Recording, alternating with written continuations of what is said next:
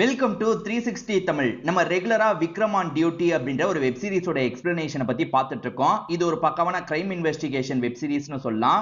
Weekly 4 episode release பண்ணுவாங்க. இந்த வாரம் ரிலீஸ் ஆயிருக்க 4 எபிசோட பத்தி தான் இந்த வீடியோல நம்ம பார்க்க போறோம். இதுக்கு முன்னாடி விஷயங்களை பார்த்தா தான் புரியுமான்னு கேட்டீங்கன்னா ஆமா, நான் அதுக்கான லிங்க் எல்லாம் கொடுக்குறேன். தொடர்ச்சியா நிறைய பேர் கண்டினியூ பண்ணிக்கிட்டே வரீங்க. அவங்க மேற்கொண்டு இதுக்கு சப்போர்ட் பண்ணிக்கிட்டே இருங்க. எக்ஸ்பிளனேஷனுக்குள்ள போறதுக்கு முன்னாடி வீடியோக்கு ஒரு லைக் போடுங்க. இந்த எக்ஸ்பிளனேஷன் பிடிச்சிருந்ததுன்னா ஐப் ஆப்ஷனை கிளிக் பண்ணி சப்போர்ட் பண்ணுங்க. மேற்கொண்டு பேசி டைம் வேஸ்ட் பண்ணாம இந்த வாரத்தோட எபிசோட்குள்ள நம்ம போயிடலாம். கடைசியா வந்து ராவ் சரை கடத்தின மாதிரி காமிச்சிருப்பாங்க. இவங்களுமே கோட்டை விட்டுட்டுமே அப்படின்ற மாதிரிலாம் இந்த இடத்துல ஃபீல் பண்ணிட்டு இருக்காங்க. அப்ப ஹீரோ இருக்கார்ல, ஒன்னும் பிரச்சனை இல்ல, இப்போ கூட ராவ் சரை நம்மளால ட்ரேஸ் பண்ண முடியும்னு சொல்றாரு. எப்படி சார் அப்படின்ற மாதிரி ஆச்சரியமா கேக்குறாங்க. இப்பதான் விக்ரம் ஒரு விஷயத்த சொல்ல ஆரம்பிக்கிறாரு. ராவ் கிளம்புறதுக்கு தயாராகும் போது இவர் நானோ சிப் அப்படின்ற ஒரு விஷயத்த அவர்கிட்ட தராரு. இது எதுக்குன்னு கேட்கும் போது எக்ஸ்ட்ரா சேஃப்டிக்காக தான். ஒருவேளை ஜாமர் கேமர் யூஸ் பண்ணி உங்களுக்கு பிரச்சனை வந்ததுன்னா இது டவர் காட்டும். அதனால தான் இந்த விஷயத்தை பபிள் காம்குள்ள போட்டு வச்சுக்கோங்க. உங்க கடாப்பல்ல வச்சு லைட்டா அமுக்குனீங்கன்னா போதும், சிக்னல் எனக்கு கிடைச்சிரும், நான் அந்த இடத்துக்கு வந்துருவேன். ஒருவேளை மாட்டிக்கிட்டீங்கன்னா உங்களுக்கு தெரியாம இந்த விஷயத்தை பண்ணுங்கன்ற மாதிரி சொல்றாரு. சரி ஓகேன்ற மாதிரி ராவும் அதெல்லாம் வாங்கிக்கிறாரு. இப்ப ராவ் இருக்கார்ல, அவனுங்க கிட்ட மாட்டி இருக்காரு. அவனுங்களுமே இவரோட திங்ஸ் எல்லாம் செக் பண்ணும் போது இவர் போலீஸ் ஐடி கார்டு வச்சிருக்கிறது தெரிஞ்சிருது. டே நீ போலீஸா, அப்ப திட்டம் போட்டு தான் வந்திருக்கியா அப்படின்ற மாதிரிலாம் இவர் அடிச்சு விசாரணை பண்ணிட்டு இருக்காங்க. இப்ப சிக்னல் கிடைச்சிருச்சுல, நம்ம அந்த இடத்துக்கு போலான்ற மாதிரி விக்ரமோ டீமோ அந்த இடத்துக்கு வந்துட்டு இருக்காங்க. இவருமே இவனுங்க கிட்ட சமாளிக்கிற மாதிரிலாம் பேசிட்டு இருக்காரு. சிக்னல் கொடுத்துட்டோன்ற மாதிரி கொஞ்சம் தைரியமா தான் இருக்காரு. விக்ரம் என்ன பண்ணிருப்பாருன்னா போலீஸுங்களுக்கும் தகவலை கொடுத்திருப்பாரு. அதனால எக்ஸ்ட்ராவா ஆளுங்க இந்த இடத்துக்கு வந்துடுறாங்க. போலீஸ் வந்திருக்காங்கன்னு தெரிஞ்சோன்னா அவனுங்க என்ன பண்றாங்கன்னா ராவை வச்சு மிரட்டணும் அப்படின்ற மாதிரிலாம் யோசிக்க ஆரம்பிக்கிறாங்க. பக்கத்துல வராதீங்க, பக்கத்துல வந்தீங்கன்னா ஷூட் பண்ணிடுவோம் அப்படின்ற மாதிரிலாம் சொல்லிட்டு இருக்காங்க. அப்ப ராவே என்ன பண்றாருன்னா அவனுங்களை தள்ளி விட்டுறாரு. நேக்கா அவனுங்க கிட்ட இருந்து தப்பிச்சிடுறாரு. இப்ப போலீஸுங்களும் வேகமா அட்டாக் பண்றாங்க. சம்பந்தப்பட்ட எல்லாரையும் இந்த இடத்துல லாக் பண்ணி புடிச்சிடுறாங்க. இப்ப மாட்டி இருக்கவன் மட்டும் எட்டு கிடையாது, இதை தாண்டியும் ஆளுங்க இருக்கிறதா விக்ரம் நம்புறாரு. இவன் மூலியமா விசாரிச்சு மேல இருக்கிறது யாருன்றதை கண்டுபிடிக்கணும்னு யோசிக்கிறாரு. உண்மையிலேயே பெரிய விஷயத்தை பண்ணிருக்கீங்கன்ற மாதிரி ராவை பாராட்டுறாரு. இப்ப மாட்டி இருக்கவனுக்கு மேல ஆள் இருக்கிறதா விக்ரம் நினைக்கிறாருல, இதை பத்தி இவன் கிட்ட கேட்கிறாரு. இவனுமே எனக்கு மேல ஆள் இருக்கிறது உண்மைதான், ஆனா அவனை பத்தி நான் சொன்னா எனக்கு தான் பிரச்சனை, என்ன கண்டிப்பா ஏதாவது பண்ணிடுவான், என்ன பண்ணா கூட பரவாயில்ல, என் குடும்பத்துல இருந்து எல்லாத்தையும் அழிச்சிருவான், என்னால அந்த விஷயத்தை சொல்லவே முடியாதுன்ற மாதிரி இவன் சொல்லிட்டு இருக்கான். இவன் செயல்பட்ட இடத்துல நிறைய திங்ஸ் கிடைச்சது பாத்தீங்களா, அது மூலியமா ஏதாவது கண்டுபிடிக்கலாம்ன்ற மாதிரி விக்ரம் யோசிக்கிறாரு. அலி ஏதாவது பண்ண முடியுமா பாருன்னு சொல்லிட்டாரு. இப்ப அலியும் அது மூலியமா ஏதாவது எடுக்கலாமா அப்படின்ற மாதிரிலாம் செக் பண்ணி பார்த்துட்டு இருக்காரு. இவங்க ரெண்டு பேருமே அதுல மும்மரமா இருக்காங்கல்ல. அப்ப இவனுமே தண்ணி வேணும்ன்ற மாதிரி அகிலா கிட்டயும் அங்க இருக்க அசோக் கிட்டயும் கேட்கிறான்.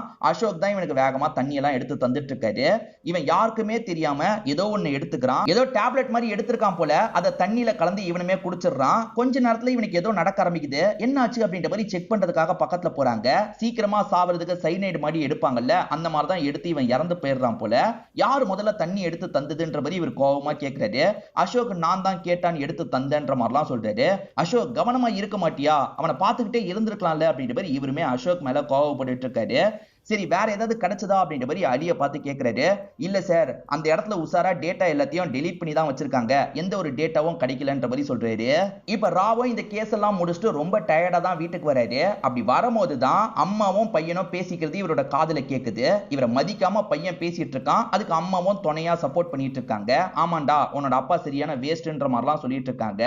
பையனுக்காக தான் இவ்வளவு கஷ்டப்படுறோம், ஒய்ஃபுக்காக தான் கஷ்டப்படுறோம், நம்மள புரிஞ்சுக்க மாட்டாங்களே அப்படின்ற மாதிரி இவருமே ஃபீல் பண்றாரு. இப்ப விக்ரம் எதையோ யோசிச்சுட்டு இருக்காரு. என்ன சார் யோசிச்சுட்டு இருக்கீங்க, கேஸை தான் நல்லபடியா முடிச்சிட்டோம்ல அப்படின்ற மாதிரி அலி சொல்றாரு. இல்ல அலி, இந்த கேஸ்ல இவனை தாண்டி நிறைய பேர் இருக்காங்க, அவங்களெல்லாம் பிடிச்சாதான் கேஸ் கம்ப்ளீட்டா சால்வ் ஆகும். இன்னும் கேஸை நம்ம முடிக்கல, அதே மாதிரி நமக்கு எதுவுமே கிடைக்கல, அதை நினைச்சுதான் கஷ்டமா இருக்குன்ற மாதிரிலாம் புலம்பிட்டு இருக்காரு. அப்பன்னு பார்த்து இவருக்கு வேதா கிட்ட இருந்து கால் வருது. வேதாவோட என்ஜிஓல ஒருத்தன் பிரச்சனை பண்ணிட்டு இருந்தான், இவர் அதை சால்வ் பண்ணிருப்பாரு. இவர் தான் சால்வ் பண்ணாருன்றதுலாம் வேதாக்கு தெரியாது. அந்த ப்ராப்ளம் முடிஞ்சிருச்சு அப்படின்ற மாதிரிலாம் சந்தோஷமா சொல்றாங்க. அதே சமயம் இந்த அலியை பொறுத்த வரைக்கும் ஒரு பொண்ணுக்கு ஹெல்ப் பண்ணாரு பாத்தீங்களா, அந்த பொண்ணோட பேரு சிந்து போல. அந்த பொண்ணு கிட்ட இருந்து ரெக்வஸ்ட் வருது. இவருமே அந்த பொண்ணு கிட்ட சாட் பண்றாரு. திரும்பி ஏதாவது ஹெல்ப் தேவைப்பட்டா உங்களை கான்டாக்ட் பண்ணலாமான்ற மாதிரி கேட்கறாங்க. கண்டிப்பா கான்டாக்ட் பண்ணலான்ற மாதிரி இவரும் ஃப்ளோட் பண்ற மாதிரிலாம் பேசுறாரு. அந்த பொண்ணுக்குமே இவரை பிடிச்சிருக்கு, இவருக்கும் இந்த பொண்ணை பிடிச்சிருக்கு போல. ரெண்டு பேருமே ஜாலியா பேசிட்டு இருக்காங்க. அலியோட ஃபேமிலியை பொறுத்த வரைக்கும் சில ப்ராப்ளம் போயிட்டு இருக்கு. அப்பாக்கும் இவருக்கும் பிரச்சனை போயிட்டு இருக்கும். அந்த பிரச்சனை என்னன்றது இன்னும் கிளியரா தெரியல. அதாவது இவர் எக்ஸாம்க்குலாம் ப்ரிப்பேர் பண்றாரு. அதுல அப்பாக்கு விருப்பம் இருக்கா இல்லையான்றது தெரியல. இவர் போட்டோவெல்லாம் சோகமா பாக்குறாரு. எக்ஸாம்க்கு ப்ரிப்பேர் பண்றாரு. இப்ப சங்கர்னு புதுசா ஒரு கேரக்டரை காட்டுறாங்க. இவர் இப்ப மூச்சு வாங்க நடந்து வந்துட்டு இருக்காரு. அப்படி வந்துட்டு இருக்கும்போது திடீர்னு நெஞ்சு அடைக்கிற மாதிரி இருக்கு. நெஞ்சில கையை வச்சுட்டு அப்படியே கொஞ்சம் கொஞ்சமா சாயிறாரு. இப்ப ரோட்ல போறவங்களும் என்னாச்சு ஏதாச்சுன்னு பக்கத்துல வந்து செக் பண்றாங்க. அப்படி செக் பண்ணும் போது தான் இவர் ஒரு போலீஸ்ன்றது தெரிய வருது. ஐயோ இவர் போலீஸ் போல, உடனே மத்தவங்களுக்கு தகவலை கொடுக்கணும் அப்படின்ற மாதிரி ஆம்புலன்ஸ்க்குலாம் இவங்க தகவலை கொடுக்குறாங்க. இப்ப சில நாட்கள் கழிச்சு நடக்கிறத காட்டுறாங்க. அகிலா சோகமா உட்கார்ந்துட்டு இருக்கிறத விக்ரம் கவனிக்கிறாரு.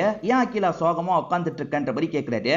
சார் எனக்கு எதிராக ஒரு கேஸ் நடந்துட்டு இருக்கு, உங்களுக்கு தெரியும்ல, அவன் என்கிட்ட மன்னிப்பு கேட்க சொல்லி சொல்றான், என்னால கேட்க முடியாதுன்னு சொல்லிட்டேன், இதனால என்னோட ஃபியூச்சருக்கு ப்ராப்ளம் வருமானு கவலையா இருக்குன்ற மாதிரி சொல்லிட்டாங்க.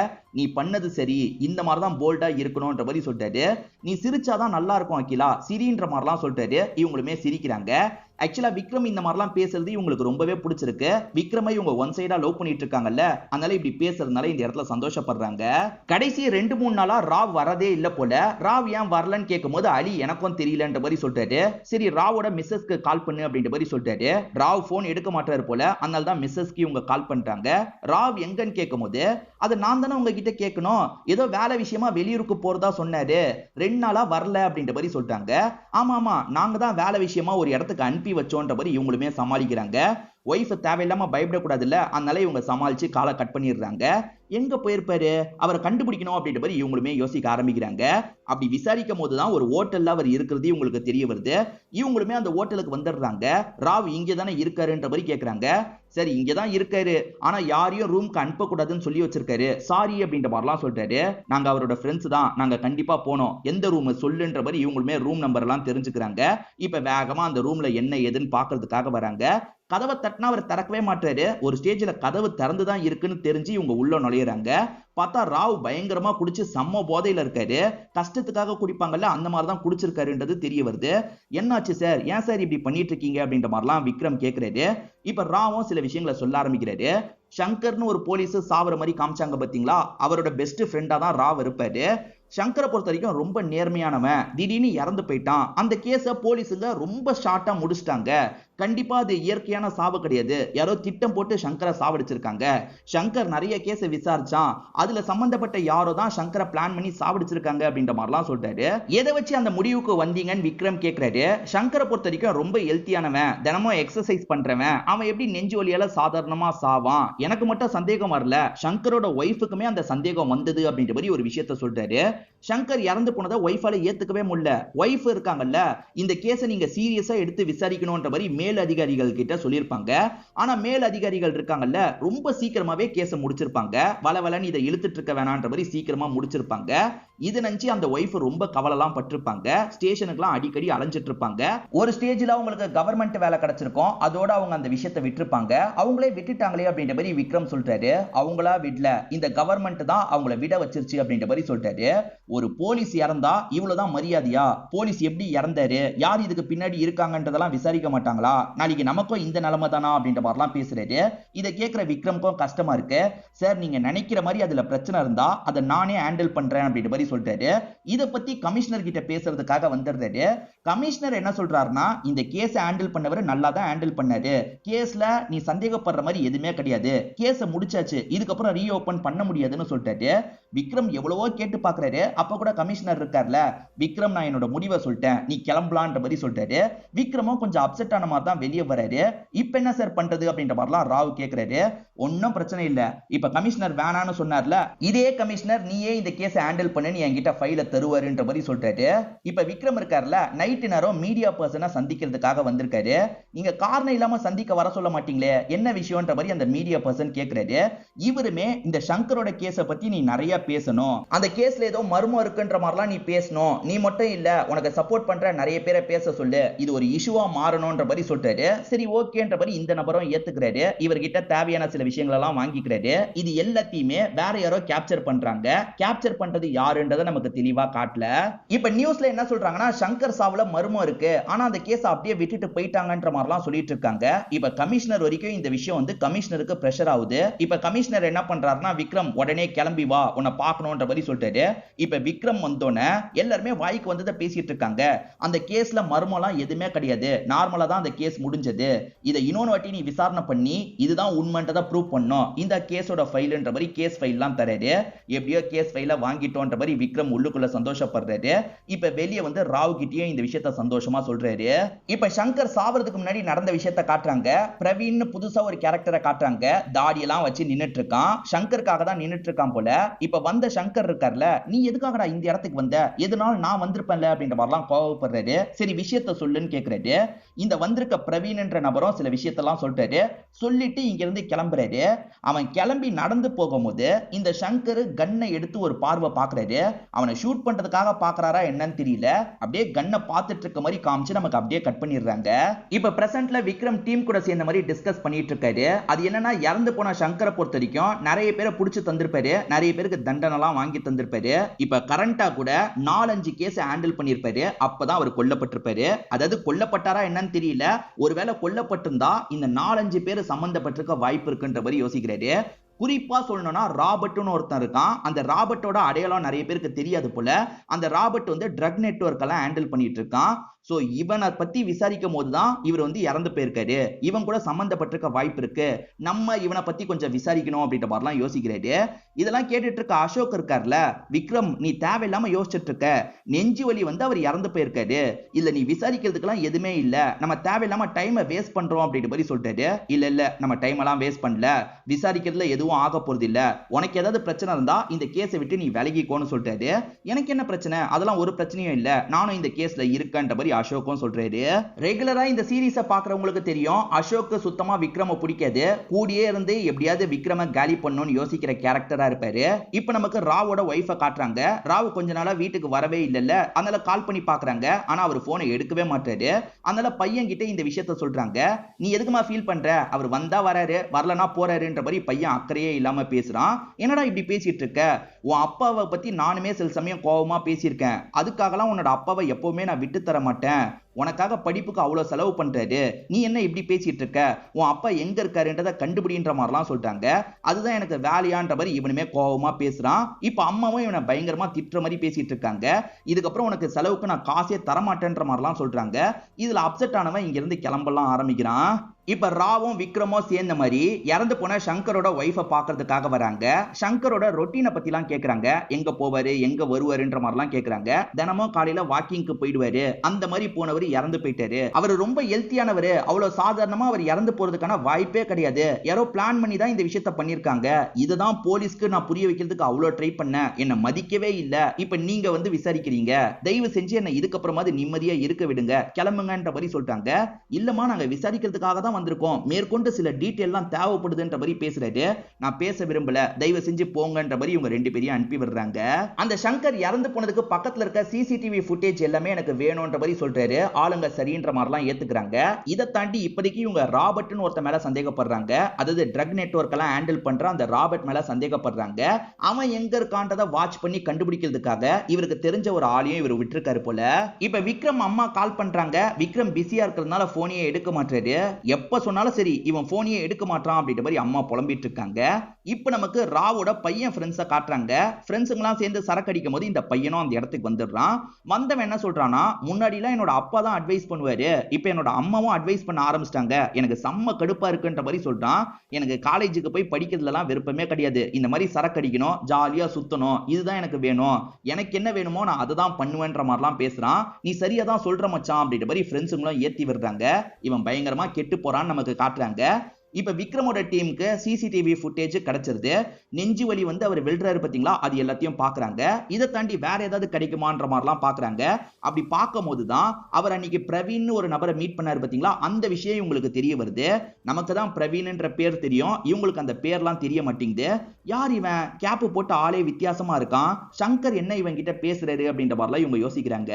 சங்கர் வாக்கிங் வந்துட்டு இருக்கும் போதே ஒரு ஆட்டோல ஏறிலாம் டிராவல் பண்றாரு. என்ன இவரு வாக்கிங் வரும் போதே ஆட்டோல ஏறி டிராவல் பண்றாருன்னு விக்ரம் கேக்குறாரு. அதுக்கு இந்த ராவ் ஒரு விஷயத்த சொல்றாரு. சங்கரை பொறுத்த வரைக்கும் நிறைய பேரை பத்தி விசாரிக்கிறான்ல சார், சிலர் ஃபாலோ பண்ண கூட வாய்ப்பு இருக்கு. ஃபாலோ பண்ற மாதிரி ஃபீல் வந்ததுன்னா ஆட்டோ பஸ்ன்னு ஏதாவது ஏறிடுவான், வண்டியை மாறிக்கிட்டே இருப்பான். ஏன்னா ஃபாலோ பண்றவங்கள கன்ஃபியூஸ் பண்றதுக்கு சில சமயம் இப்படிலாம் பண்ணுவான் அப்படின்ற மாதிரி சொல்றாரு. சங்கரை பொறுத்த வரைக்கும் ஆட்டோ பிடிச்சி இந்த தாடிக்காரங்கிட்ட பேசுறதுக்காக வந்திருக்காரு. கொஞ்ச நேரம் பேசிட்டு கிளம்புறாரு. இவன் கிட்ட அப்படி என்ன பேசியிருப்பாரு, இவன் யாருன்றதை கண்டுபிடிக்கணும் அப்படின்ற மாதிரி யோசிக்கிறாங்க. நல்லா ஜூம்லாம் போறாங்க. அப்படி ஜூம் போகும்போது அவனோட கழுத்து கிட்ட ஒரு டாட்டூ இருக்கிறத கவனிக்கிறாங்க. இந்த டாட்டூ மூலியமா இவனை கண்டுபிடிக்க முடியுமா அப்படின்ற மாதிரிலாம் யோசிக்கிறாங்க. நிறைய கிரைம் பண்றவங்களா இருப்பாங்க பாத்தீங்களா, அந்த டேட்டா கூட மேட்ச் பண்ணி பாரு அப்படின்ற மாதிரிலாம் அலி கிட்ட சொல்றாரு. இதை தாண்டி ராபர்ட்டையும் டீமையும் ஃபாலோ பண்றதுக்காக இவர் ஒரு ஃப்ரெண்டு கிட்ட வேலையை தந்திருப்பாரு. அந்த ஃப்ரெண்டுமே இவருக்கு கால் பண்ணி ஒரு விஷயத்த சொல்றாரு. மச்சான், ராபர்ட்டை நான் ரெகுலரா ஃபாலோ பண்ணிட்டு இருக்கேன், அதாவது ராபர்ட் கூட்டத்தை ரெகுலரா ஃபாலோ பண்ணிட்டு இருக்கேன், சில போட்டோஸும் கிடைச்சிருக்கு, அனுப்பி வச்சிருக்கேன்ற மாதிரி சொல்றாரு. அப்படி அனுப்பி வச்ச போட்டோல இந்த நபர் இருக்கான். இப்ப இவங்க பார்த்திருக்க தாடிக்காரன் இருக்கான். என்ன தாடிக்காரன் இந்த போட்டோல இருக்கான்? அப்ப இவன் ராபர்ட்டோட டீமை சேர்ந்தவன் போல. ராபர்ட்டோட டீமை சேர்ந்தவன் கிட்ட சங்கர் எதுக்காக பேசிட்டு இருக்காரு, ஏதோ இடிக்குதே அப்படின்ற மாதிரி யோசிக்கிறாங்க. ஏன்னா தப்பானவன் கிட்ட எதுக்காக இவர் பேசுறாருன்ற மாதிரி சங்கர் மேலேயே உங்களுக்கு லைட்டா சந்தேகம்லாம் வர ஆரம்பிக்குது. இந்த தாடிக்காரனை பிடிச்சா எல்லா உண்மையும் தெரிஞ்சிரும் அப்படின்ற மாதிரி யோசிக்கிறாரு. ஆக்சுவலா ஹீரோக்கு வேற ஒரு ஃப்ரெண்டு ஹெல்ப் பண்ணிட்டு இருக்காரு பாத்தீங்களா, அந்த ஃப்ரெண்டுமே இவன் எங்க இருக்கான்ற இடத்த சொல்லிடுறாரு. நம்ம உடனே அந்த இடத்துக்கு போகணுன்ற மாதிரி இவங்க யோசிக்கிறாங்க. அவன் யூஸ் பண்ற நம்பரை சொல்றாரு போல, அது மூலியமாவே ட்ரேஸ் பண்ணிக்கலாம் அப்படின்ற மாதிரி இவங்களுமே ட்ரேஸ் பண்ணி அந்த இடத்துக்கு போயிட்டு இருக்காங்க. அவன் மட்டும் அந்த பகுதியில இல்ல, நிறைய ஆளுங்க இருக்காங்க.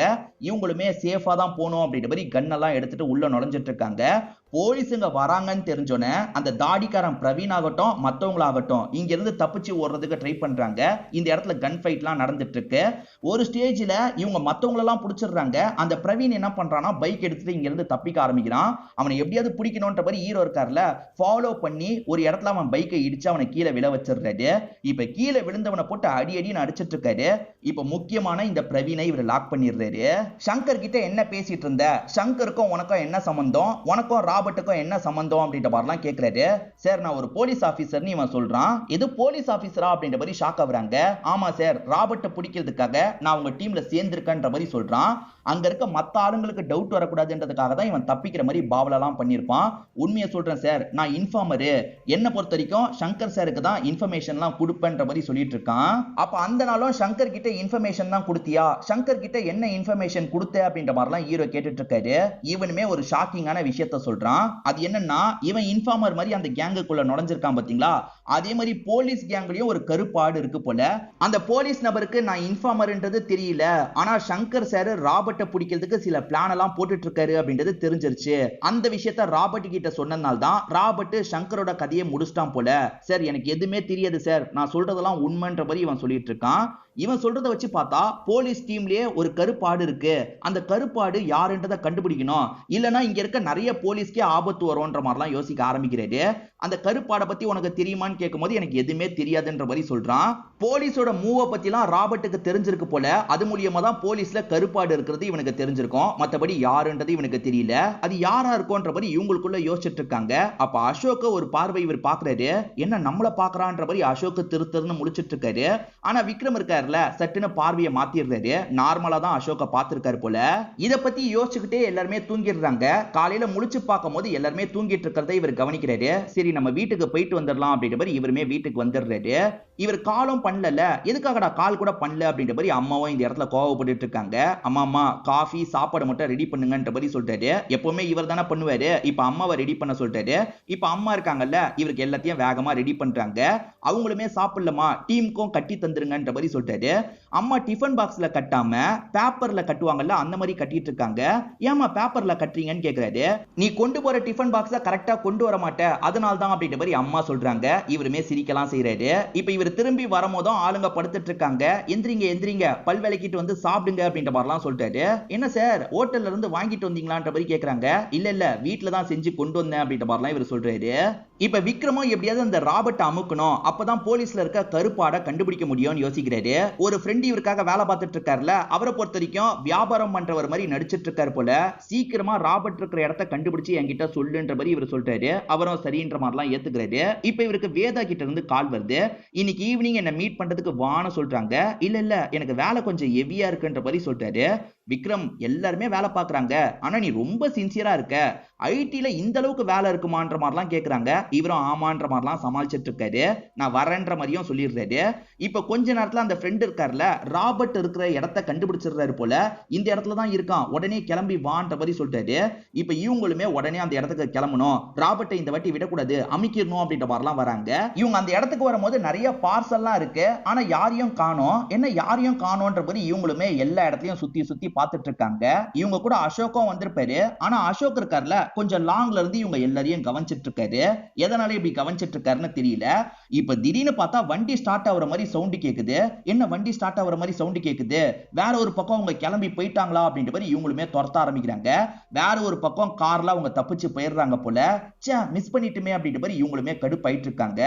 இவங்க கூட இருக்க அசோக்கே இன்ஃபர்மேஷன் கொடுக்கறாரா என்னன்றது நமக்கு தெரியல. வேதா கண்டிப்பா என்ன பாக்குறதுக்கு வரணும்னு சொன்னாங்க பாத்தீங்களா. இப்ப இவருமே வேதாவோட வீட்டுக்கு வந்துடுறாரு. அப்ப டிவி பார்த்துட்டு இருக்காரு. நீ கொஞ்ச நேரம் கூட உட்காந்து டிவி பாரு, நான் சமையல் வேலையை மட்டும் முடிச்சிடுறேன்ற மாதிரி சொல்றாங்க. அப்ப வந்து போலீஸ் சம்பந்தப்பட்ட ஒரு ஷோவை தான் பாக்குறாரு போல. அதை பாக்குறவரு போலீஸை திட்டுற மாதிரிலாம் பேசிட்டு இருக்காரு. வேதாக்கு தான் போலீஸை பிடிக்காதுன்னு பார்த்தா அங்கிளுக்கும் பிடிக்காது போலியே அப்படின்ற மாதிரி யோசிக்கிறாரு. ஏன் அங்கிள் அப்படி திட்டுறீங்க அப்படின்ற மாதிரிலாம் அவர்கிட்ட பேசுறதுக்கு ட்ரை பண்றாரு. அதுக்குள்ள வேதா இருக்காங்கல்ல, இங்க வான்ற மாதிரி சிக்னல்லே கூப்பிடுறாங்க. என்னோட அப்பாவுக்கு சுத்தமா போலீஸை பிடிக்காது. ஆக்சுவலா சின்ன வயசுல இவர் படம் பார்க்கறதுக்கு போயிருக்காரு. அப்படி போகும்போது பிளாக் டிக்கெட் விற்கிறவங்க இவர்கிட்ட டிக்கெட்டை தந்துட்டு தப்பிச்சிருக்காங்க. என் அப்பா தான் டிக்கெட்டை வித்திருக்காருன்ற மாதிரி போலீஸுங்க அடி நடிச்சிருக்காங்க. அப்பத்துல இருந்தே என்னோட அப்பாவுக்கு போலீஸை பிடிக்காது அப்படின்ற மாதிரிலாம் இவங்க சொல்லிட்டு இருக்காங்க. சமையல் வேலை எல்லாம் முடிஞ்சதுக்கு அப்புறம் 3 பேருமே பேசிக்கிட்டே இந்த இடத்துல சாப்பிட்டுட்டு இருக்காங்க. இப்ப அப்படியே கட் பண்ணி கமிஷனர் ஆபீஸ நமக்கு காட்டுறாங்க. அசோக் கமிஷனரை பார்த்து பேசுறதுக்காக வந்திருக்காரு. ஆக்சுவலா விக்ரம் இந்த மாதிரி உங்களை ஏமாத்திட்டான் அப்படின்ற மாதிரி சொல்றாரு. கமிஷனர் அந்த விஷயத்தெல்லாம் நம்ப மாட்டாரு. விக்ரம் அப்படிலாம் பண்ண மாட்டான், நீ தேவையில்லாம விக்ரம பத்தி என்கிட்ட தப்பா சொல்லாதன்ற மாதிரி சொல்றாரு. இல்ல சார், நான் சொல்றதுக்கு என்கிட்ட ப்ரூஃப் இருக்கு அப்படின்ற மாதிரி அசோக் சொல்றாரு. ஆக்சுவலா யாரோ வீடியோ எடுக்கிற மாதிரி காமிச்சாங்க பாத்தீங்களா, அசோக் தான் அந்த வீடியோவை எடுத்திருக்காரு போல. இந்த வீடியோவை நீங்களே பாருங்கன்ற மாதிரி காட்டுறாரு. பாக்குற கமிஷனர் பயங்கரமா விக்ரம் மேல கோவப்படுறாரு. விக்ரம் வேணும்ட்டே இத சென்சிட்டிவ் விஷயமா மாத்திருக்கான், அவன் கிட்ட கேஸ் ஃபைல தர வச்சிருக்கான், எதுக்காக விக்ரம் இப்படி பண்ணான்ற மாதிரி கடுப்பாவறாரு. இப்பயாவது விக்ரம் மேல கோவப்பட்டு ஒதுக்கிடுவாரு அப்படின்ற மாதிரி அசோக்கும் உள்ளுக்குள்ள யோசிக்கிறாரு. இதோட இந்த வார எபிசோட நமக்கு முடிச்சிடுறாங்க. அடுத்த வாரம் தான் மேற்கொண்டு இந்த கதையில என்ன நடக்கும்ன்றது நமக்கு தெரியும். இப்போ வரைக்கும் கதை உங்க எல்லாருக்குமே பிடிச்சிருக்கும்னு நினைக்கிறேன். இந்த வீடியோ உங்களுக்கு பிடிச்சிருந்ததுன்னா லைக் பண்ணுங்க, கமெண்ட் பண்ணுங்க, மறக்காம 360 தமிழ் சேனலை சப்ஸ்கிரைப் பண்ணுங்க. தொடர்ச்சியா இந்த மாதிரி வீடியோக்கள் வந்துகிட்டே தான் இருக்கும்.